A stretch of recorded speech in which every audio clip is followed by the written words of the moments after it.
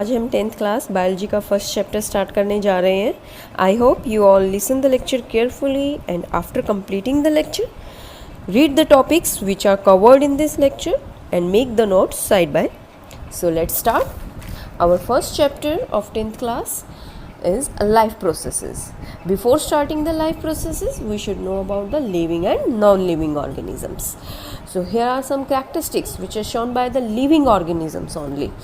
Living organism like animal, plants, etc. First characteristics, living organism show movement. Like us, जब हम move कर सकते हैं because we are living, but जब हम सो रहे होते हैं तब हम मूव नहीं कर रहे होते, तो उस दौरान कैसे पता चलेगा कि हम लिविंग है? Next characteristics that is breathing से पता चलेगा कि we are living.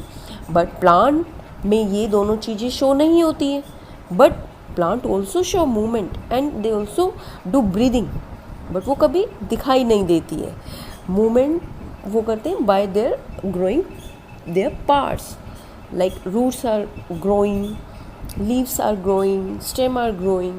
So growth is the another characteristics of living organism. And the next characteristics is excretion. Living organisms show excretion means the waste material present after the digestion. The waste material accumulate inside the body and it will excrete out through the excretion process. Next property is reproduction means दोबारा से produce होना।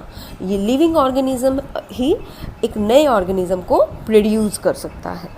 Response to the stimuli, living organism ही जो हमारे surrounding के अंदर जो भी चेंजेस हो रहे हैं, जो भी चीज़ें हैं, उसके लिए रिस्पॉन्स जो कर सकता है वो भी लिविंग ऑर्गेनिज्म कर सकता है। तो ये लिविंग ऑर्गेनिज्म की नेक्स्ट कैरेक्टरिस्टिक्स हो गई है।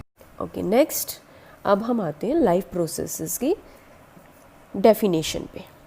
प्रोसेसेस बहुत सारे जो एक्शंस फंक्शंस हमारे बॉडी के अंदर होते हैं जो लिविंग ऑर्गेनिज्म शो करते हैं, जो असेंशियल होते हैं for their survival. Those actions and functions of living beings which are essential for their survival. किस तरह की life processes? Like nutrition, respiration, transport, excretion, control, coordination, growth, movement and reproduction. इन सब चीज़ों के लिए हमें ज़रूरत होती है एनर्जी की। Energy is needed for the life processes. ये एनर्जी हमें कहाँ से मिलेगी? From the food. Food is the basic requirement.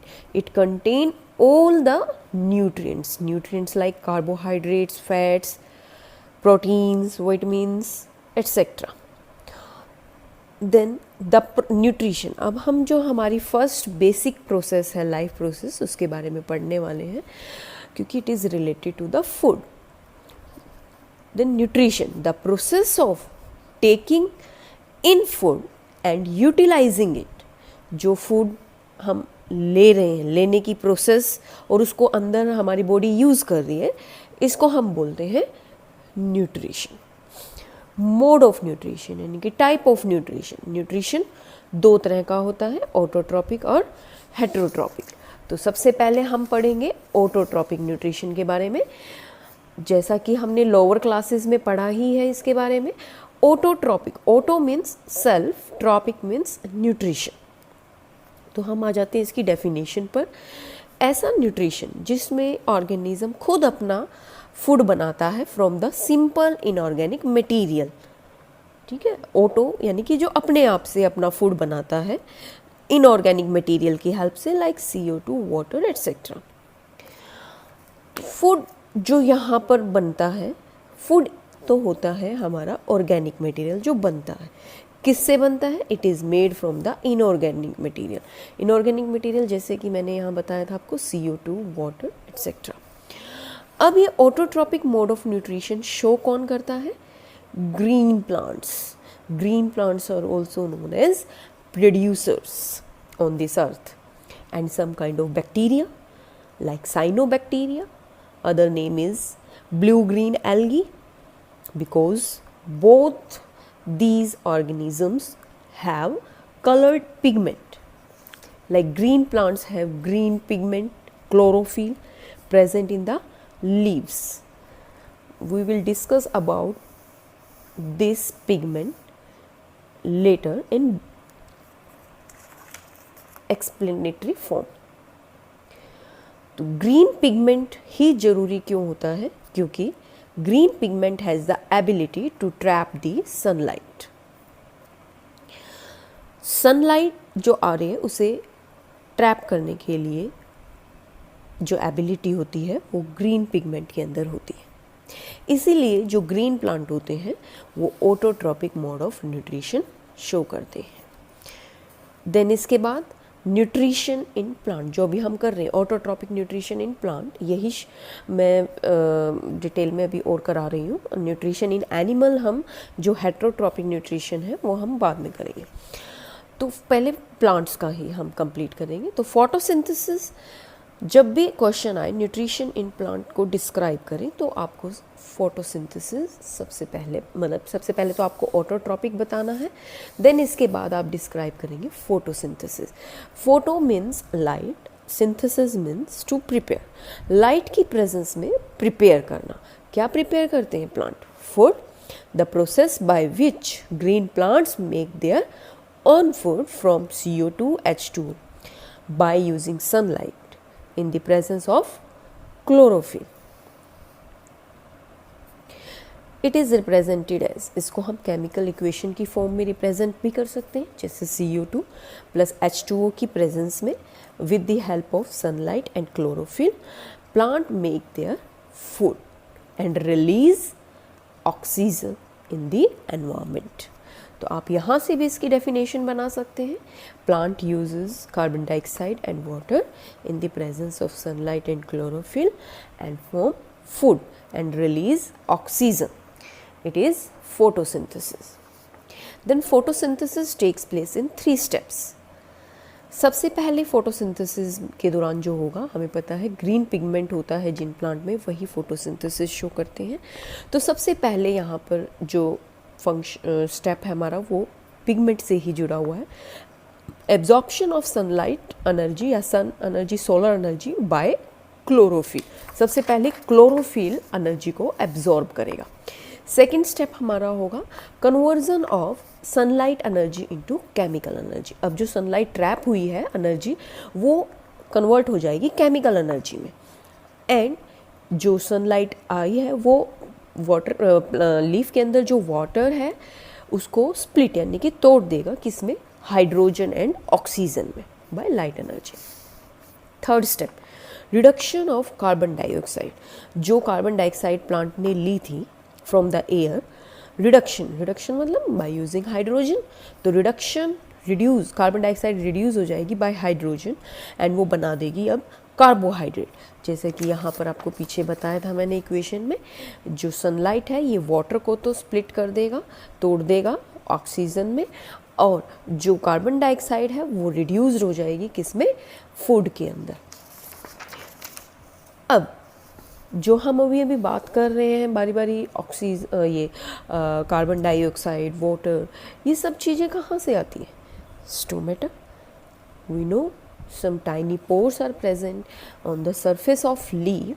They are known as stomata. Open stomata and closed stomata. जब भी प्लांट को रिक्वायरमेंट होती है ड्यूरिंग द डे टाइम तो CO2 एंटर करती है from the open stomata. This is the open stomata and this is the close stomata. Stomata का structure आप थोड़ा ध्यान से कर लें, open and closed. Stomata is guarded by 2 guard cells. ये 2 गार्ड सेल्स हैं. ये गार्ड सेल्स नाम से ही इनका फंक्शन पता चल रहा है. जो गार्ड करती हैं स्टोमेटा को, जो इसकी ओपनिंग एंड क्लोजिंग में हेल्प करती है. गार्ड सेल का फंक्शन आप यहाँ पर बता सकते हैं, जो हेल्प करती है opening and closing of stomata. Then इसके बाद स्टोमेटा का फंक्शन. अब जब बात हो रही थी कार्बन डाइऑक्साइड लीफ के अंदर आ रही है स्टोमेटा के थ्रू, तो सेम टाइम पर ऑक्सीजन जो फोटोसिंथेसिस के दौरान बन रही है वो ऑक्सीजन उसी स्टोमेटापोर्स के थ्रू बाहर आ जाएगी। तो एक्सचेंज ऑफ गैसेज हो रहा है यहाँ पर किस किस का, ऑक्सीजन एंड कार्बन डाइऑक्साइड का। दूसरा इसका काम होता है ट्रांसपीरेशन का। ट्रांसपीरेशन का मतलब होता है loss of water in the form of water vapour from the stomata. जब प्लांट को वाटर कंजर्व करना होता है तब तो ये स्टोमेटा क्लोज हो जाते हैं, लेकिन जब वाटर एक्सेस में हो जाता है प्लांट के पास तब ये ट्रांसपीरेशन प्रोसेस होती है जिसमें एक्सेस ऑफ वाटर लॉस हो जाता है in the form of water vapours. Then अभी हमने इतना सभी पढ़ा फोटोसिंथेसिस के बारे में, तो अभी हम देख लेते हैं एक बार फिर से रॉ मटेरियल्स फॉर फोटोसिंथेसिस। कौन कौन सी चीज़ों की हमें ज़रूरत होती है, like carbon dioxide from the air and through the stomata plant obtain the carbon dioxide. Then water, plant obtain water from the roots से गेन करेंगे बाय ऑस्मोसिस एंड स्टोमेटा से लॉस करेंगे, ठीक है।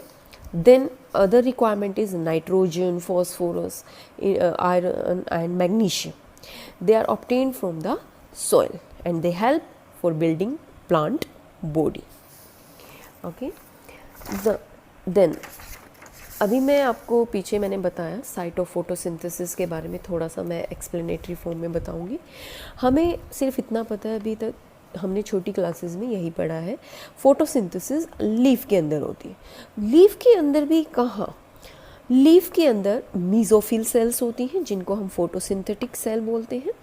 इन सेल्स के अंदर क्लोरोप्लास्ट होता है। आपने इसका पूरा स्ट्रक्चर 9th क्लास में पढ़ा है। क्लोरोप्लास्ट के अंदर ग्रेनम होते हैं। ग्रेनम यहाँ पर सिंगुलर फॉर्म है, ग्रेना मतलब बहुत सारे ग्रेना होते हैं। वैसे यहाँ एक ग्रेनम की बात हो रही है। ग्रेनम बहुत सारे थाइलाकोइड से बना होता है। उस थाइलाकोइड के अंदर प्रेजेंट होता है हमारा chlorophyll, that is the green pigment. तो आप इसको थोड़ा सा डिटेल में करें। और अभी जो आपका बीच बीच में जब आप चैप्टर रीड करेंगे तो आपको बहुत सारी एक्टिविटी दिखाई देंगी, तो प्लीज़ उन एक्टिविटी को ध्यान से पढ़ें। जो टॉपिक मैंने आपको आज कराया है उन्हीं टॉपिक से रिगार्डिंग हमारी ये एक्टिविटी है। तो सबसे पहले मैं आपको यहाँ दिखा दूँ, बुक आप लोगों ने सबने ले ली होंगी। तो सबसे पहली एक्टिविटी यहाँ पर हमारे पास आती है experiment to show the sunlight is necessary for photosynthesis. आपको ये सब चीज़ें यहाँ डायग्रामेटिकली यहाँ से पता चल जाएंगी। अगर आपको फिर भी कोई डाउट आता है इस एक्टिविटी को पढ़ने के बाद तो आप अपनी डाउट क्लास ले सकते हैं इवनिंग टाइम पर, कभी भी 4 बजे के बाद। ओके, देन हमारी second activity experiment to show that chlorophyll is necessary for photosynthesis. आपको ये पार्ट भी करना है। देन इसके बाद आती है हमारी third activity, that is experiment to show that carbon dioxide is necessary for photosynthesis. तो आप ये 3 एक्टिविटी थोड़ा ध्यान से पढ़ेंगे और इनसे रिगार्डिंग क्वेश्चंस आपके पूछे जा सकते हैं एग्ज़ाम्स में।